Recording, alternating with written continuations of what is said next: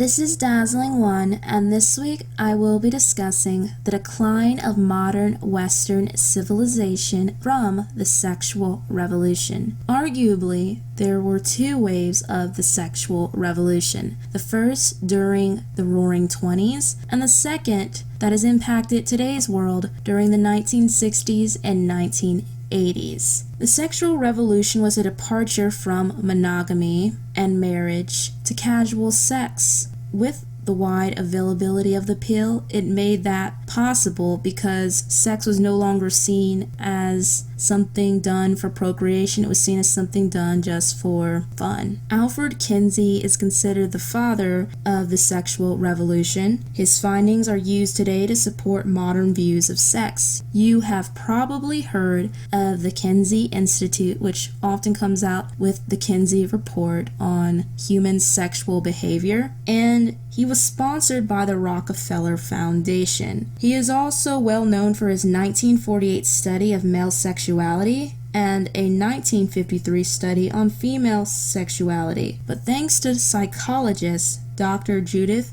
Rainsman, she exposed the dark nature behind his findings in her book Sexual Sabotage: How One Mad Scientist Unleashed a Plague of Corruption and Contagion on America. Rainsman reveals that to Kinsey there was no sexual boundaries, that his research led to the abuse of children and is one of the darker chapters of American history, yet few know about him. Rainsman reports, Kinsey says the only abnormal sex is no sex, and the human animal needs orgasms, and that the earlier boys and girls have orgasms, the better for them. In other words, his evolutionary worldview enabled him to preach that morality is a human construct that impedes the progress of us animals. According to Rainsman, Kinsey said more than 25% of his samples were prostitutes and prison inmates,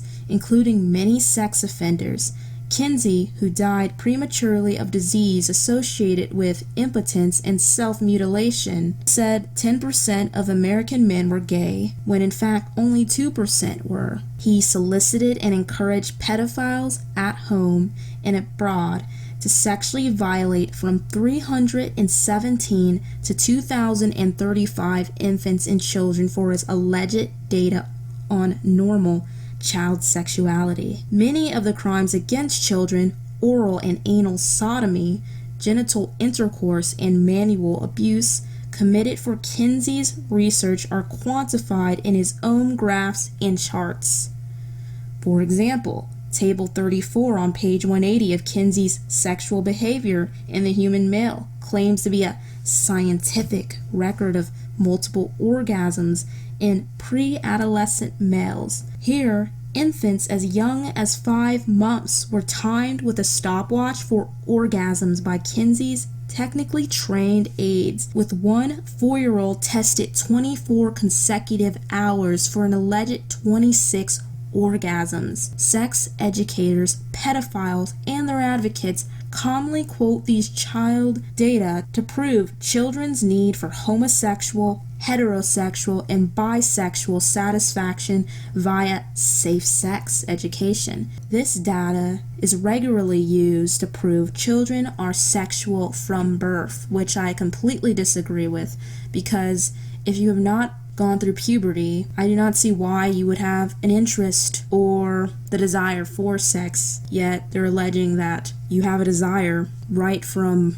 birth. According to Dr. Rainsman, Dr. Kinsey's team forced subjects to give the desired answer to their sex questions, secretly trashed 3/4 of their research data, and based their claims about normal males on roughly 86% aberrant male population, including 200 sexual psychopaths, 1,400 sex offenders, and hundreds each of prisoners, male prostitutes, and promiscuous homosexuals. Moreover, so few normal women would talk to them that the Kinsey team labeled women who lived over a year with a man married, reclassifying data on prostitutes and other unconventional women as Susie Homemaker. Of course, because Alfred Kinsey's Kinsey Institute is used for a lot of modern day findings on sexual behavior, there have been some who have came to his aid,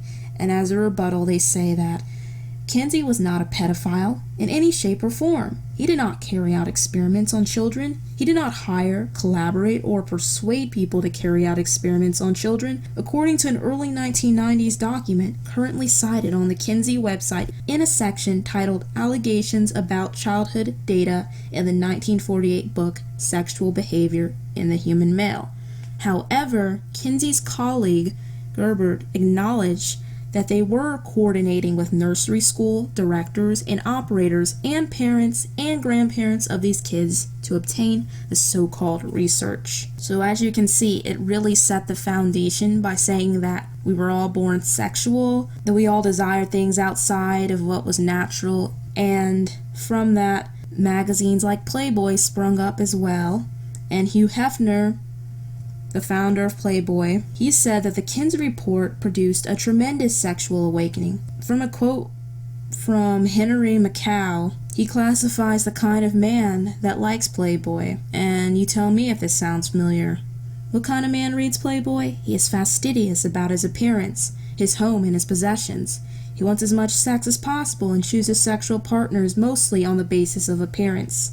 He is self-absorbed and doesn't want emotional involvement or commitment. He thinks a woman and children would be a burden. In Rainsman's words, Playboy was the first national magazine to exploit college men's fears of women and family commitment.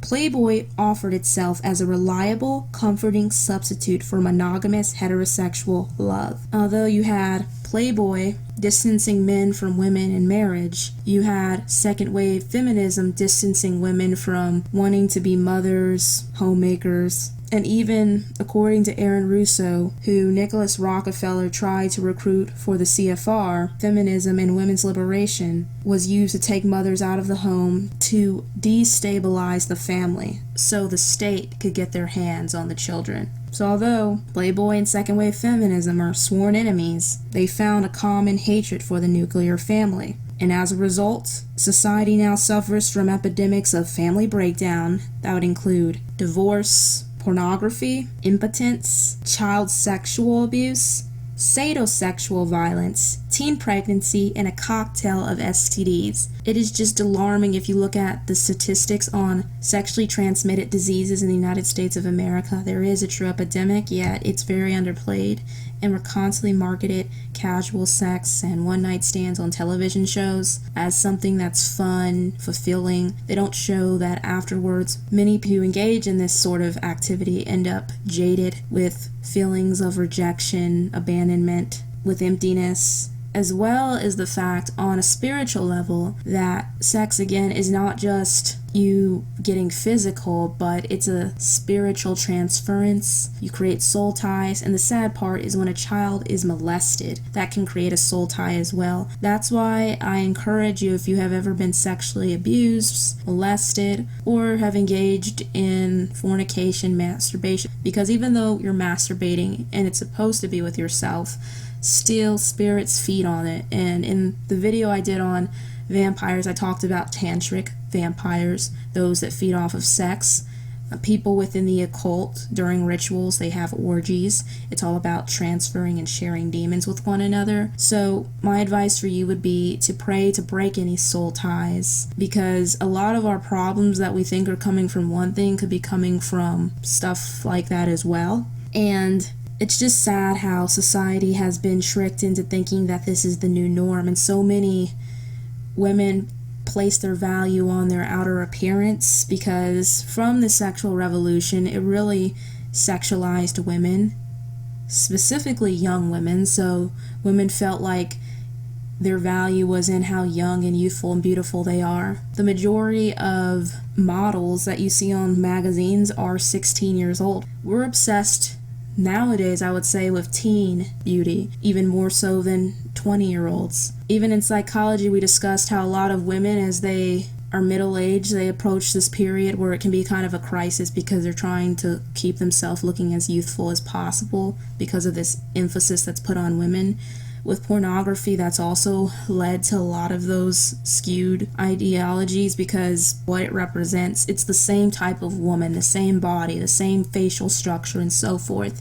And men who watch nothing but porn have a harder time when trying to be intimate with their wife or girlfriend, and it leads to erectile dysfunction, impotence. Really, they're living in a fantasy, and it's not even about the porn star at that point as much as it is that they're stuck in this fantasy. So this sexual revolution has children. Sex trafficking, for instance. I did my last speech in college on sex trafficking, and my portion was how they recruit teenagers. And there's a higher demand for teens over women. So teens have been sexualized. It's led to teen pregnancies, children born out of wedlock. And really, it goes back to the 1848 Communist Manifesto about destroying the family. If you look at any sort of corrupt government movement, it's always been about destroying the family, because in order to establish a global government, you have to take people's minds off of family.